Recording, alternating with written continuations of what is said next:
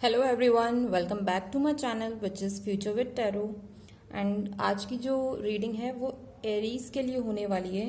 What is coming towards you in the month of October in love life. Okay guys, and आपकी जो reading है ना अक्टूबर के month में मुझे ये दिख रहा है कि आपके रिलेशनशिप जैसा भी अभी चल रहा है ना, अभी इन द सेंस कि मतलब अक्टूबर के मंथ में जब ये चलेगा ना तो आपके रिलेशनशिप में कोई ना कोई एक ऐसा बंदा है, male person not female, male person है कोई आपकी रिलेशनशिप में जो कि नहीं चाहता कि आपकी रिलेशनशिप जैसी चल रही है वो वैसी जाए। वो कुछ ना कुछ ऐसी ट्रिक्स ज़रूर खेलेगा या फिर कुछ ऐसी चीटिंग करेगा कि आप दोनों के बीच में ना लड़ाई झगड़े हो जाएं। एंड ऐसा भी हो सकता है कि इतना ज़्यादा टेंशन क्रिएट हो जाए आप दोनों के बीच में कि आप दोनों एक दूसरे का मुंह तक देखना पसंद ना करो या फिर एक दूसरे से बात भी करना पसंद ना करो। एंड उस कंडीशन में ना आपकी सिचुएशन यही है कि आप हर तरफ से लड़ रहे होंगे कि आपका जो रिलेशनशिप है वो बचा रहे। एंड आपके साथ के लोग भी आपको सपोर्ट नहीं करेंगे उस टाइम पे। उनको लगेगा कि भाई जो दूसरा बंदा बोल रहा है वही शायद सच हो, ऐसा कुछ हो सकता है। एंड आपको कंटिन्यूस अपना जो है ना कंपटीशन कि भाई मुझे वो अपने रिलेशनशिप को बनाए रखने के लिए जो जो करना पड़ रहा है मैं वो कर रहा हूँ, हर तरीके से मेहनत कर रहा हूँ वो चीज़। लेकिन कहीं ना कहीं आपके रिलेशनशिप में इक्वल गिव एंड टेक नहीं है in terms of emotions. And ऐसा भी हो सकता है कि in terms of your money also, मतलब ये है कि एक बंदा गिफ्ट्स दिए जा रहा है या फिर अपने करियर के ऊपर इतना फोकस है कि दूसरे बंदे की तरफ देख नहीं रहा है। तो इस रीडिंग में तो ये शो हो रहा है। एंड सेकेंडली, अगर आप चाहते हो कि आप उस रिलेशनशिप में कंटिन्यू करो तो उसके लिए आपको अपनी पूरी एनर्जी यूज़ करनी पड़ेगी। शायद ऐसा भी पॉसिबल है कि आपका जो पर्सन है वो आप पे ट्रस्ट ना करे, ठीक है। तो उसमें टेंशन लेने वाली कोई बात नहीं है। इसमें जो नीचे वाले कार्ड्स हैं ना उसमें बहुत अच्छा है कि अगर आप इसी कंटिन्यूस वे से काम करते रहेंगे, अपने रिलेशनशिप को लेकर चीज़ें करते रहेंगे तो आप फिर एक मैजिशियन की पावर में आ जाएंगे। मीन्स आप जैसा चाहेंगे ना फिर चीज़ों को वैसा कर पाएंगे। अगर आप चाहते हैं कि इमोशनली फुलफिलिंग रिलेशनशिप हो आपका तो वो भी पॉसिबल हो पाएगा। मतलब आप जिस चीज़ पे फोकस करेंगे, इमोशंस पे या फिर आपके कनेक्टिविटी पे कि आपकी कम्युनिकेशन स्किल्स कैसी हैं एक दूसरे के बीच में। क्योंकि जो थर्ड पर्सन था उसने ऐसा कुछ किया था कि भाई दोनों के बीच में कम्युनिकेशन ही ख़त्म हो गई थी। तो वो चीज़ आप जैसा चाहेंगे ना कि कम्युनिकेशन स्टार्ट हो एंड अच्छे तरीके से हो तो वो चीज़ें पॉसिबल हो रही हैं। क्योंकि S of pentacles and S of cups ऐसा कार्ड्स होते हैं कि आपको यूनिवर्स की तरफ से एक इंस्टेंट मैसेज आता है एंड जो कि इमोशनली भी फुलफिलिंग होगा आपके लिए एंड मनी वाइज भी। मीन्स अगर आप इस कनेक्शन पे काम करते हैं बिना टेंशन लिए, टेंशन को थोड़ा सा साइड में रखना होगा एंड आपको चीज़ें करनी होगी अपने अकॉर्डिंगली।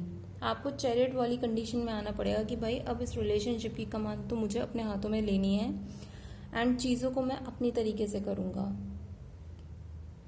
एंड उस चीज़ को करने के लिए आपको पहले खुद इंटरनली और एक्सटर्नली स्ट्रांग होना पड़ेगा। ये नहीं है कि आप इमोशंस को लेकर ही बैठे हुए हैं या फिर आप आउटर सर्कमस्टेंसेस को लेकर बैठे हुए हैं कि भाई चीज़ें ऐसे हो रही हैं, मेरे अकॉर्डिंग नहीं जा रही हैं। तो वो चीज़ें अभी सोचने का टाइम नहीं है अक्टूबर के मंथ में, वरना रिलेशनशिप आपका जैसा ऑलरेडी ख़राब है ना और ख़राब होता जाएगा।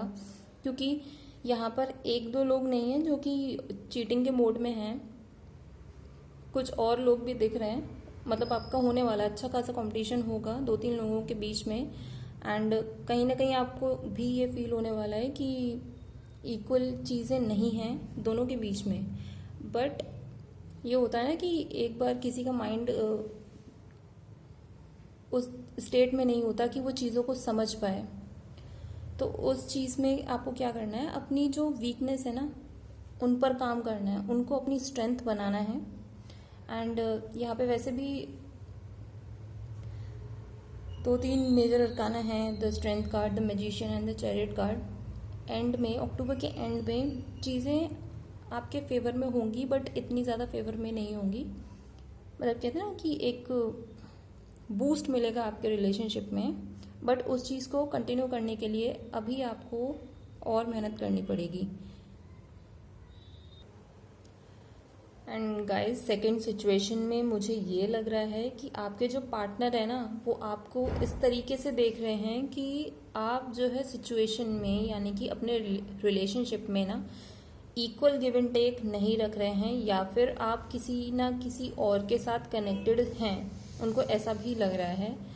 एंड उनको ये लग रहा है कि आप उनके साथ जो फाइट के मोड में है ना, लड़ाइयाँ कर रहे हैं, वो शायद किसी और पर्सन की वजह से हैं, एंड वो इस चीज़ को लेकर बहुत ज़्यादा अपसेट भी हैं।